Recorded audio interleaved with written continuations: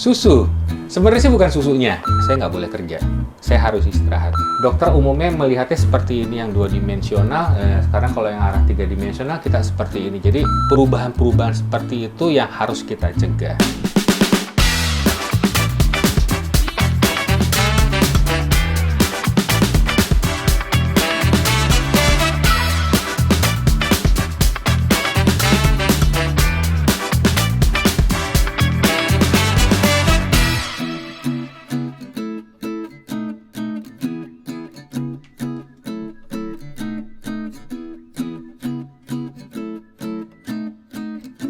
Oke, kalau kita lihat dari saat mungkin 10 tahun kemarin, 10 tahun yang lalu, 20 tahun yang lalu, sudah pasti sih peralatan sudah sangat berkembang sekali di bidang kedokteran gigi. Kita sudah menganut sekarang tuh udah mengacu ke arah yang digital. Udah bukan lagi yang pakai konvensional yang masih cuci-cuci dengan cairan-cairan kimia dan lain sebagainya. Itu sudah rata-rata tuh sudah ditinggalkan. Sekarang sudah kita beralih ke arah digital imaging, baik itu yang 2 dimensional maupun yang 3 dimensional, baik yang intraoral maupun yang ekstraoral. Jadi memang peralatan kita tuh cukup banyak. Berhubung sudah ke arah yang digital, ya. Contoh kalau misalnya untuk yang pelayanan kita, baik yang dari yang intraoral, panoramik, cephalometric, dan sampai dengan yang cone beam CT pun itu memiliki, kalau tadi sempat ditanya tingkat keamanannya, safe, sangat aman sekali, dan itu sudah dibuktikan dari Bapeten, ya. Jadi seluruh peralatan itu selalu dicek secara berkala oleh Bapeten dan diukur oleh Bapeten. Jadi untuk keamanan dalam penggunaannya itu sangat aman sekali karena sudah terstandar sesuai dengan standar yang ada di Indonesia.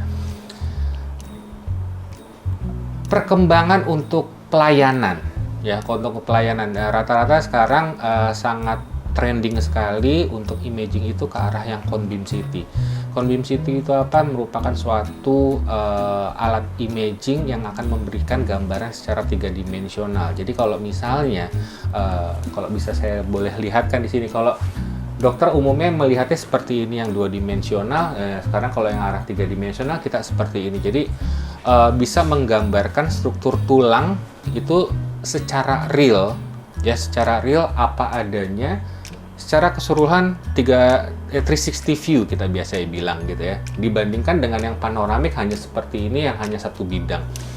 Jadi untuk analisis, pendiagnosisan sampai dengan treatment planning itu akan lebih akurat apabila kita menggunakan cone beam CT seperti ini. Dan tren peminatan penggunaan dari si cone beam ini sangat meningkat sekali, terutama di Indonesia, apalagi untuk para dokter yang memang bekerja di bidang entah itu implan, endodontik, bedah, ya, surgery. Itu sangat banyak sekali menggunakan peralatan seperti ini. Itu untuk pelayanan. Kalau misalnya ditanya perkembangan dental imaging untuk di penelitian, itu juga sangat banyak sekali kok perkembangannya yang bisa digunakan untuk penelitian-penelitian di bidang dental, di bidang gigi. Baik itu dari USG, itu juga sudah mulai sangat berkembang sekali. USG untuk dental bisa digunakan, MRI untuk dental, dan satu lagi itu yang terbaru terakhir itu pun juga lagi mulai booming naik, itu adalah OCT. Optical coherence tomograph itu mulai digunakan, tapi memang penggunaannya masih sangat terbatas untuk di bidang research, bukan di bidang pelayanan terhadap pasien. Kalau tadi menyambung lagi tentang keamanan dalam penggunaannya, semua sudah terstandar. Dari Indonesia pun juga sudah memiliki standar yang dikeluarkan dari Bapeten. Itu sudah ada peraturannya dari beberapa perka Bapeten yang dikeluarkan. Itu juga kami melakukan apa yang sudah diperkakan, yang sudah dituliskan di undang-undang, dan semua regulasi itu dibuat untuk menjaga keamanan dari si radiasi terhadap operator, pasien, dan lingkungan sekitar. Jadi completely safe, sangat safe sekali seperti itu.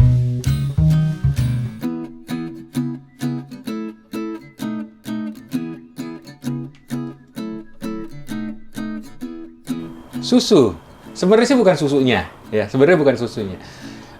Tapi adalah kandungan yang ada di susu, terutama adalah protein. Jadi memang kita membutuhkan highly protein. Jadi memang kita membutuhkan protein yang sangat tinggi untuk tujuannya adalah untuk regenerasi sel.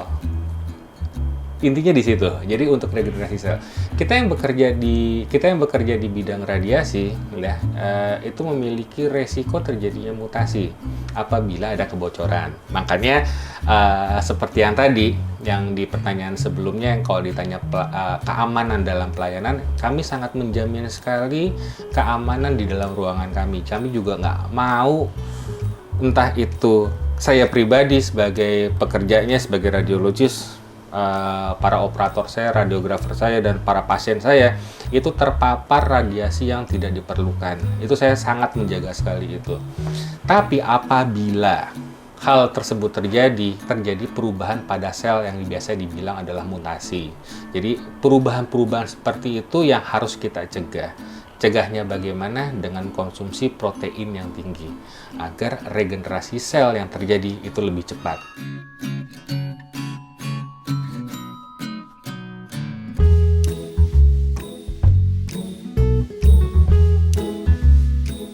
Oke, bagaimana kita tahu seseorang itu terpapar radiasi lebih?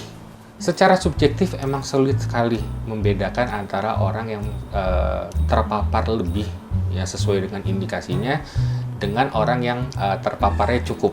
Nah, oleh karena itu kalau kami pribadi, kami memiliki badge seperti ini, dan ini akan dikalibrasi ulang, akan diperiksa per 3 bulan. Dan ini juga diperiksanya oleh Bapeten, gitu. Jadi kami nanti akan dikirimkan report apabila radiasi yang misalnya nih seperti saya, ini radiasi yang saya terima itu lebih daripada standarnya, saya nggak boleh kerja, saya harus istirahat, gitu. Jadi dicutikan kurang lebih sekian bulan, itu nanti apabila sudah kembali lagi normal, baru saya boleh bekerja. Jadi indikatornya jelas itu ada film badge seperti ini. Kalau kami sebagai pekerja, tapi kalau sebagai masyarakat itu memang sangat sulit sekali karena itu penilaiannya secara subjektif. Kalau dia hanya terpapar dengan dosis radiasi yang kecil, mungkin sudah terjadi regenerasi sel.